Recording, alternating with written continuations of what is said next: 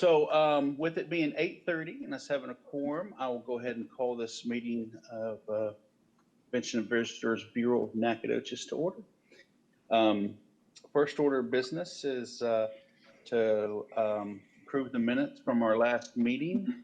Just need a motion. Any question in there? I'll make a motion. We accept them. Oh, I got a motion. Second. All in I'll favor of second. approving the minutes from the last meeting, signify by saying aye. Aye. Aye. Aye. Right.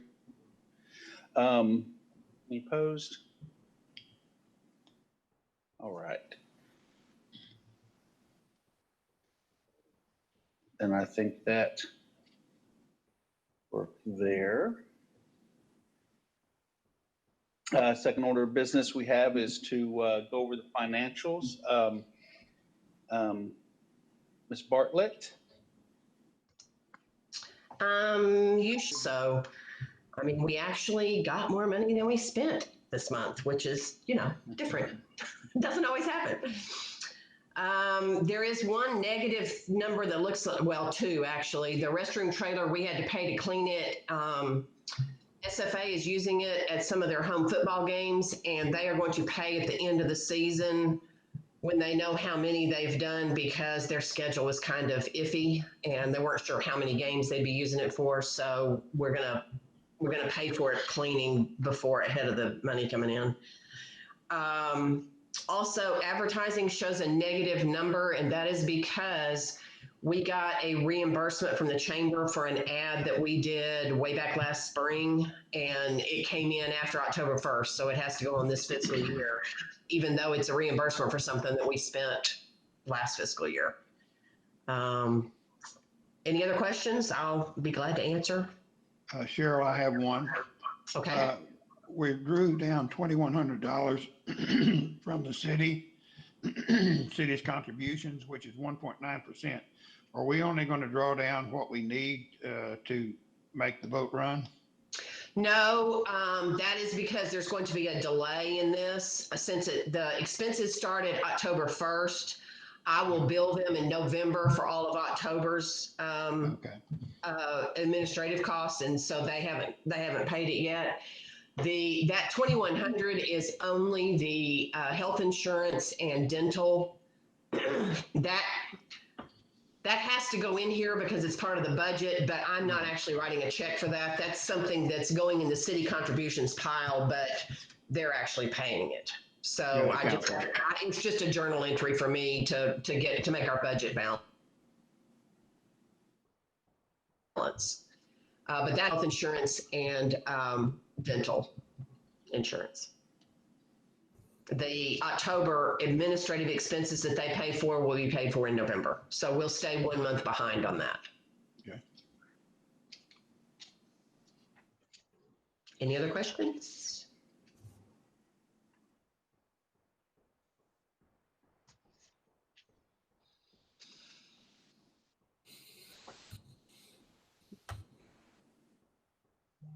You're muted, John. John, you're muted. Thank you very much, Ms. Bartlett. Thank you. All right, appreciate that financial report. And with that, we can go into our reports from staff, and we'll throw that to Ms. Morgan. Real quick, can I get an approval on the financials? We need to approve the financial report. Oh, I apologize. Gosh. Okay. So I have a motion to approve the financials. I move that we accept them. All right. And can I get a second? Wanda is motioning. I think that she wants to second.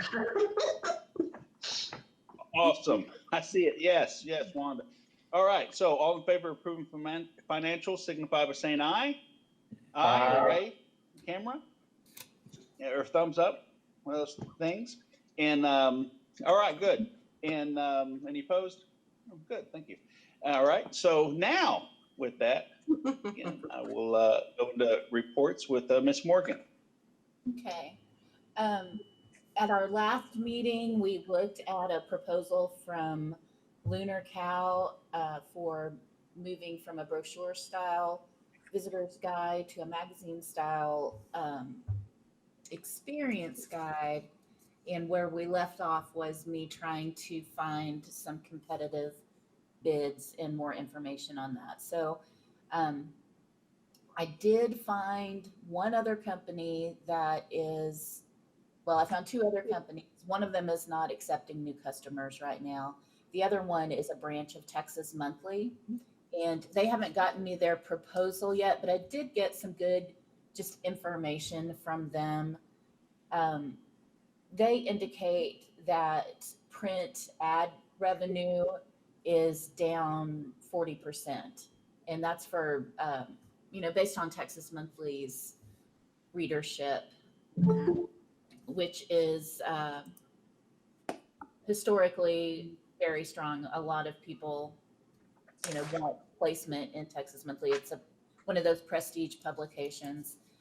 She is, our representative is going to work up a bid for us. And at that point, we'll be able to compare it to what we saw from Lunar Cow. So that's still in a holding position. My thoughts on the matter are, well, let me backtrack. Also in that conversation, she indicated that there are a lot of destinations, and they're larger destinations, Dallas and Houston, that for 2021 have just stricken a print guide out of their budget. That's one way that they are helping to shore up things financially while things are still unsteady. So that is meaningful to me if decisions like that are being made by those heavy hitter big players. So we'll see how it all pans out, and of course this will come to the board for board direction and a decision. My thoughts and feelings at this point are, even if Lunar Cow maintains that, that they come in as the low bid, and that seems like something we want to move forward to, I don't know that now is a time for us to make a move like this. And this is something that I want, but I also want it done correctly. Mm-hmm. And this might be an opportunity for us to be innovative in how we approach the solution to this issue of serving demographics that consume their information differently. So we do have our bread and butter and our consistent demographic that we know want something in hand. They want something mailed to them. They want something that they can touch and feel and smell and get paper cuts. And then we have this younger demographic that we're looking for that consumes things almost entirely digitally. And we don't want to ostracize either one of those demographics. So I think that where I am leaning right now as a staff suggestion is to still use this time to collect data so that if we do choose to move forward, we're doing it informed, but we're not jumping the gun on something just because it seems like a really good deal, because I would rather maybe pay a little bit more and have it done absolutely the right way than sort of cheat it along just to get it done for the sake of getting it done. We have introduced some new items for sale in the gift shop. We have Born in Knacks and Ben adult shirts, children and toddlers, and an infant layette set. So those just came in. And then we have a limited edition Nacogdoches Christmas tree ornament that's done with a new local company called Mad Kitty Media. And the ornaments are very, very popular. I would imagine we did a short run purchase of those of 50. I would imagine we sell out of those after this weekend's market experience, but we'll be able to do some orders on those because our profit on those is about 50%. So that seems like a pretty easy way to bring in some money that way. And then other than that, this past Tuesday, I worked with the Chamber of Commerce Education Committee in their Leaders of Tomorrow, and I certified 20 some 8th graders to be tourism ambassadors through the Texas Friendly program. So that was exciting and fun, and they really seemed they were very engaged and active. It was done virtually. They asked really smart questions, and I'll be getting them their certificates. But I enjoyed doing that. Last week, I took part in the Leadership Nacogdoches monthly training, and on Monday, I had a meeting with our city manager. He is very interested in going to council with a proposal to do a proper contracted out study of our downtown to see what we need to do to up our tourism game. The last downtown study that was done that he can find was done in the 70s, so it's long past overdue, and he's anxious to see, as safely as they can be, events in nightlife come back to Nacogdoches in a way that makes it attractive for visitors and business and for residents as well. So that was a really encouraging conversation. If you have not had a chance to sit down and have a conversation with him, I encourage you to. He is really sharp, really smart, and has a really fresh perspective on Nacogdoches from his experience here as a student, and his sort of anecdotal experience from being on, the outside, and then coming in with fresh eyes in his current role. So that concludes my report, unless there's any questions.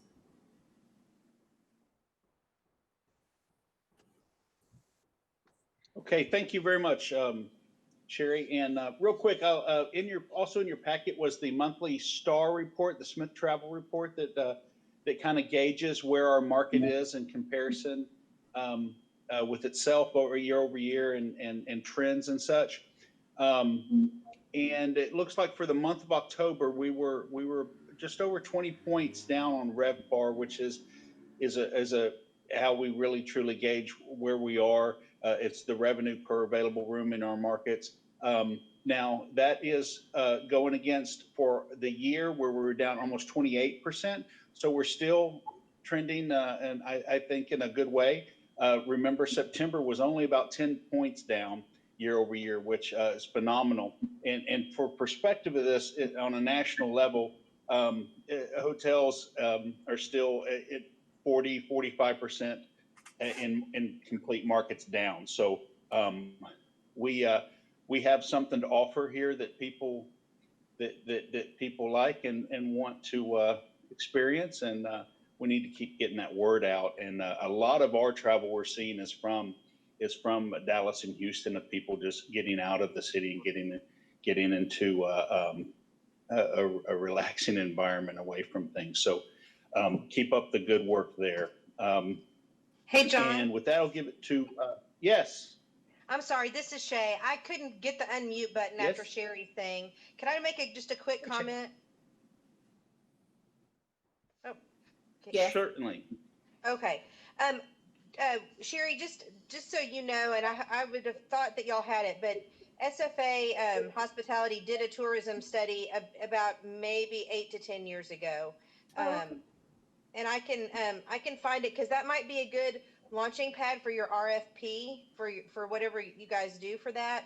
And we did zip code data. We actually contracted with Sarah Page, and she did some broader deep dive on statistics and stuff. So anyway, just so you know, we have one that's a little more recent than the 70s.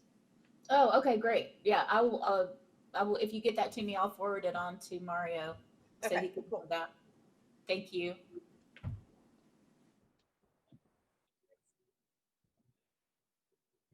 Thank you very much, Shay. All right, Ms. Temp. Good morning, everybody. This past weekend, Good morning. Good morning. We were able to put a music-friendly event together on our backstage. We're calling it the Back Porch Concert Series. This again is another model that we hope during these times we can safely create, recreate moving forward. And SFA's jazz department, music department, it was the jazz ensembles. We came together, created a wonderful event outside with Napa Valley serving wine. They sold out. It's very proud. We promoted bottle sales, a sly way of letting people get in line quickly and out and enjoying the entire evening with a bottle in hand. We had a food truck. There were also a couple of food trucks down at the other winery, which, you know, we let folks know about. Ours sold out pretty quickly. We just had a great time. It was an event that, again, working with SFA, we had professional performers, and we hope to do something like this in the future and take advantage of our outdoor. So yay for that. Also, as far as music friendly, there was the second annual music friendly conference this weekend this week that I listened in on. They have increased during this time 20 communities that are now music friendly across the state of Texas. We started at 10 at the beginning of the year. So music is vital for our, I believe, moving forward, some things that we can do because we can do it safely. I've already been in communication with the airport. They are open to hosting some concerts, again, very similar to what you've probably seen online, where folks stay in their cars or get in the bed of their trucks and pull in an 18-wheeler, have their band on it, and, you know, rock and roll. We have a good time. The other thing that I found very interesting was a lot of these communities that are pushing the music friendly as not an alternative, but something we can do now is the economic impact. So there are some statistics that show how well some of these communities are doing, but a lot of it takes working with their economic development offices. You could tell, of course, in the state of Texas, the economic office is part of tourism and music together. So hopefully we'll be able to have that conversation moving forward here in Nacogdoches. Secondly, the movies we had, again, you guys already know how well the first one went. Ashley and I have been able to put together the Christmas movie series that our first one will be not this weekend, but the Saturday after Thanksgiving. Folks are signing up. We may not have as you know, a full 100 cars, but we are providing some outdoor seating as well as the vehicles. Again, food truck. We'll have hot chocolate, popcorn, you know, all the usual suspects, and some of our sponsors will be out there as well, giving out some free stuff. So it'll be a lot of fun. So again, it begins November 28th with every movie starting thereafter on a Saturday through the 19th. So if you're interested, we'd love to have you. It's $20 a car. We'll be making a profit off of the entry fees and then sharing a portion of that with the Civil Air Patrol, simply because they are our backbone of volunteers. Other than that, the good news is I had one site visit, and we secured that deal for next year, November. It's with the Texas A&M Forest Service. We're going to be utilizing again our back porch and having a good time out there. I just felt like it was important moving forward to kind of push our facility, let folks come in. They'll be utilizing our restrooms and having an opportunity to tour our facility. And just, I think it's a great group of people to know what we're up to. We'll be playing with the Old Tobacco Warehouse. So it's going to be a walkable tour, and they're very excited to play with us. The other one I have is coming up this next week. It's with the Texas Emergency Nursing Association. That will be 50 to 70 people. I'm sorry, the first one will be about 100 people. The 50 to 70 will be a 2 to 3 day event. John will be talking to your hotel about hosting the folks. And again, I'm excited about that. So the fall's coming out, but this one's also in November of next year. So I think folks are still trying to push it out a little bit and see what where we're going to be. But in both events, we are suggesting outdoor gatherings so folks will feel safe. But that's my report. Any questions? Did you talk about the Christmas trees? Oh, forgot about the Christmas trees. So in our 9 weeks of Nine Flag fourth quarter push, which I hope will also help us in getting out a yearly calendar that just focuses on our foreshore events, the Nine Flags are representative, of course, of our history, but we're also bringing in a variety of folks from the community. And so they are doing their interpretation of each of our trees. So thus far, we've got 2 trees up, not completed, but they are amazing. So we suggest you come by. What we're going to do is Ashley's going to provide, as she has been each week, focusing on one of the flags, talking about the history. Of course, selfishly, we've been hitting some of our local fairs to figure out what drinks they like back in the day or what's named after that particular flag, as well as the food. But as far as the trees, we are going to supply, Ashley's going to provide the history of it, and then the interpretation is going to be created by our partners in crime. So hopefully we'll have all those up. We've suggested before Thanksgiving, if not this weekend, with our Merry Christmas market. And so we're excited to have you guys check it out and come down. Any questions?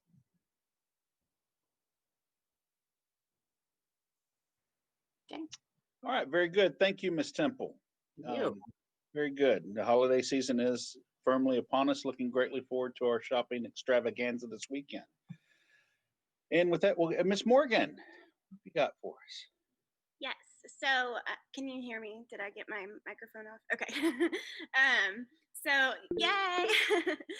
We've had quite a few authors, bloggers, writers come and ask us questions about the history of Nacogdoches. We're on their radar. They're asking me for photos, which is always great. So free press is our favorite kind of press. And so that's been really good. An Instagram blogger has been talking all about like the little nuances of Nacogdoches, like the Marx Brothers history and stuff like that. So it's really cool to have some organic content come from outside authors because that shows people that we don't just find it interesting, other people find it interesting. And speaking of outside writers, we had it's the U.S. Association of Newspapers for Convention and Visitors Bureaus reach out to us about our Love Letters campaign. They think it's an amazing idea, which we do too. Unfortunately, we have not received nearly as many as we like. We did get one from John, which was great. Thank you. And Wanda has told me she's getting me hers soon. But we think it's really important to have all of the board members' letters. So please get those to me as soon as possible.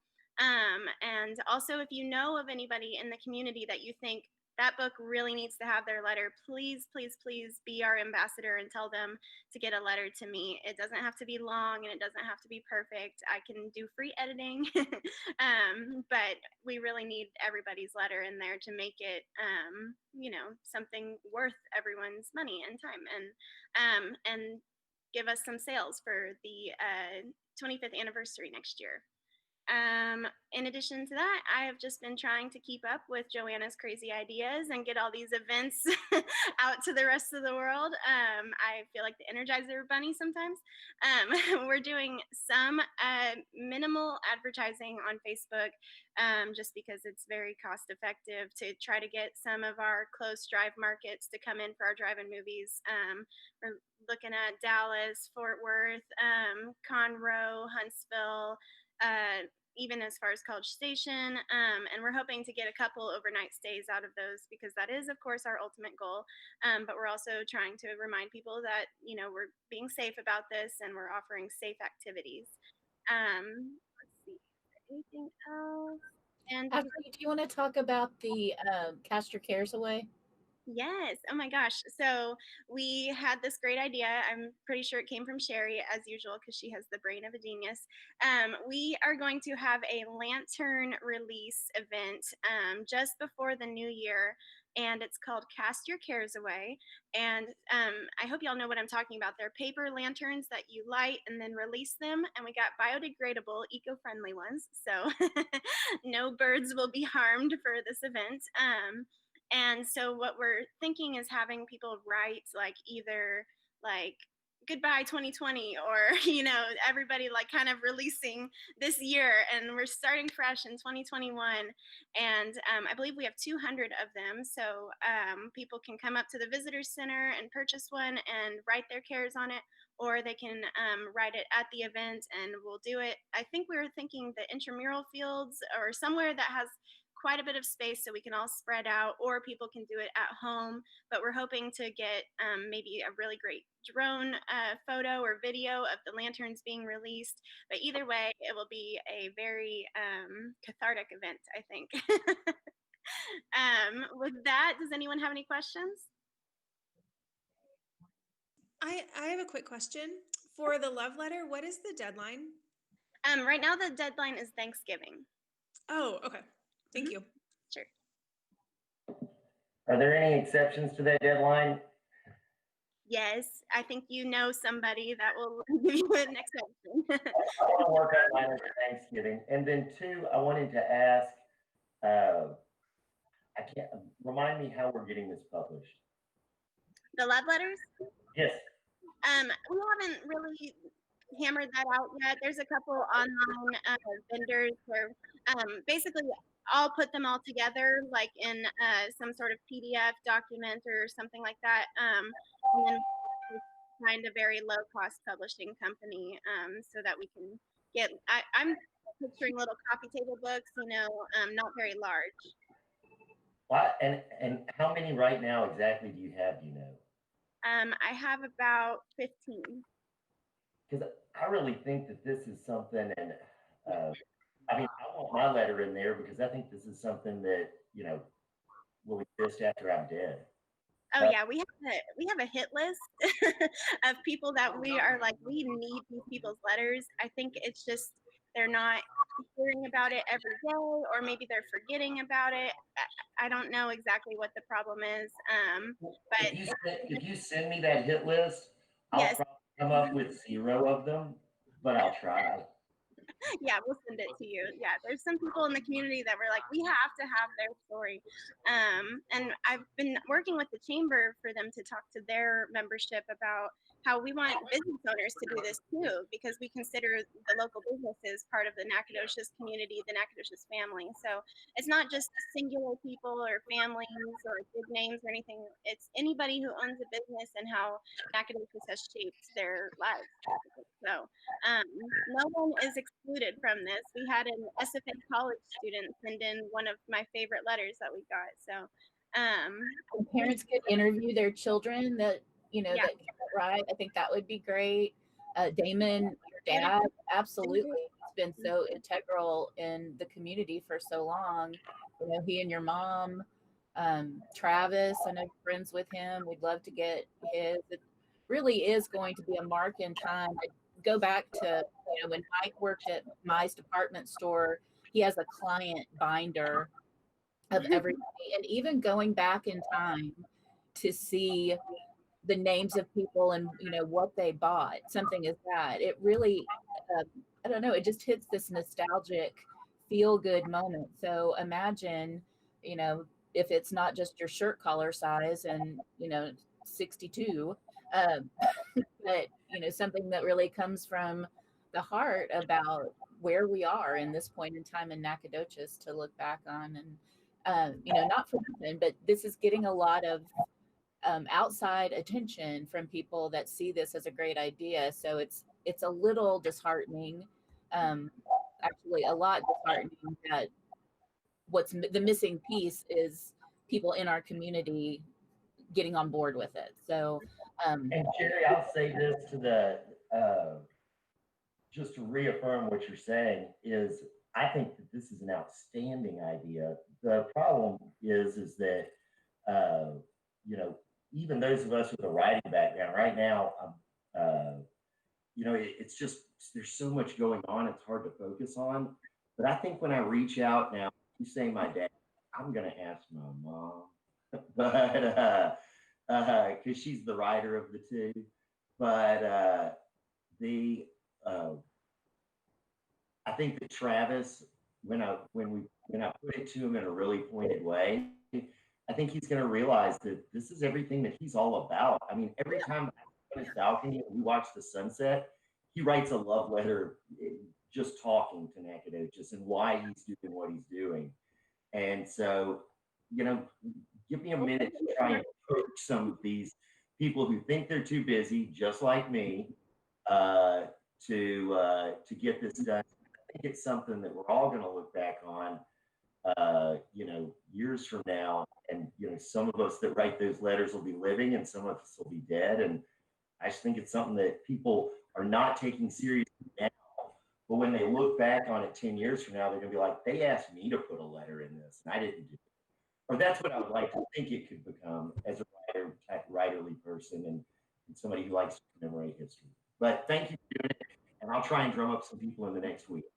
Yeah, and you know, I think not to cast a depressing pall on it, but you know, imagine the letter that Dr. Patilla would have penned, or Ed Cole. Ryan Davis. Yeah, Ryan Davis's letter is the one that every time this project comes up, I'm like, it will always be missing that letter. yeah. But get Jeff. You need to get Jeff Davis to do it. I'll get Jeff. And you know, and Joe Max Green. There's so many people. Judy McDonald. Like, it's, you know, we think of these things, and it's not that they don't love it. And I do get that writing can be intimidating, but it doesn't have to be flowery prose. It doesn't have to be, you know, a limerick or haiku. Like, it can be, looks cute, but like, it can be whatever it is. And I think that variety in style is going to be just another attribute that that sets it apart. But we want to do this not to make money, not to do anything, but really to mark this time in history and give back to a community that has supported us for 25 years. I put a link in the chat box. That link has a writing prompt, and I know I've mentioned it before, but just to kind of give you an idea of what it is, it's very basic questions. Were you born here, or did you get here as fast as you could? Did you meet your spouse here? Did you go to school here, type thing? And if they just answer those questions, I could just, you know, take the questions out and make it a letter. Like, it's so simple. And I know that it is hard to find the time to do it, but if everyone just treated it as like a homework assignment that they just get out of the way, it would be great. So it is, I really hope to get some of those big names in the book, because it's hard to imagine publishing a book and then they'd be missing, and then they'd find out about it a couple months down the line and be like, what the heck? It's like, well, I asked you only about 100 times. So yes, please spread the word. Thank you. Sure. Okay, Mike, you want to give a report? Good morning, everyone. We continue to welcome our visitors here at the Visitor Center. As John mentioned, it's people that are just out for a road trip to do something. Unfortunately, a lot of them are in their RVs, which isn't helping us a whole lot. But everybody loves Nacogdoches, and it's been beautiful weather. They're calling them at the fall color, which it's not cooperating very well with us right now, because I don't think we're peaking yet. But that is a lot of interest in coming for the fall, and we just continue to welcome our visitors.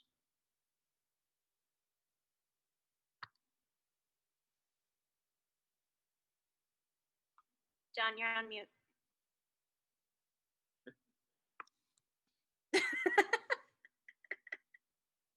Still on mute.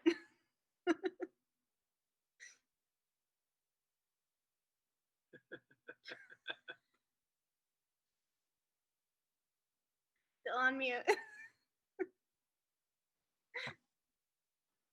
You did it. Life is hard, y'all. The struggle is real. Okay. Gosh. Now I'm flustered. Well, thank you very much for those reports. And you know, it's the love letters is a thing that, you know, I'm a terrible, horrible writer and speaker, as you well know. So it was difficult for me, but I felt it was necessary, because this, you know, we do have something special here in Nacogdoches, and it's great to share it with other folks from who aren't from here and don't get to live the adventure. But so please get the word out to anyone who can contribute to this. It's a great way to express who we are. So thank y'all for your efforts there. The holiday seasons are here. We are working around the limitations that are before us, but we are still trying to involve our merchants, our businesses, and celebrate the holiday season. And for many people who want to travel but don't want to travel, we are a great option, and we're ready to welcome the folks in, and we'll continue to work very hard under the conditions we're given to continue to do that. So again, thank you very much for the staff of the CVB, and Ms. Morgan and Sherry and Mike and certainly Ms. Temple and what y'all do for our community. And it's vital that we continue this, and we are all here to support in any way we can. So again, thank you very much. The holiday seasons are here, and with that, generally in December, I don't know that we would have a lot to report. If we do, we'll certainly schedule a meeting, but I would probably look for our next meeting to be in January. And we'll get with Miss Morgan with that and see if we need to. But if there's nothing else, then I will call this meeting to adjourn.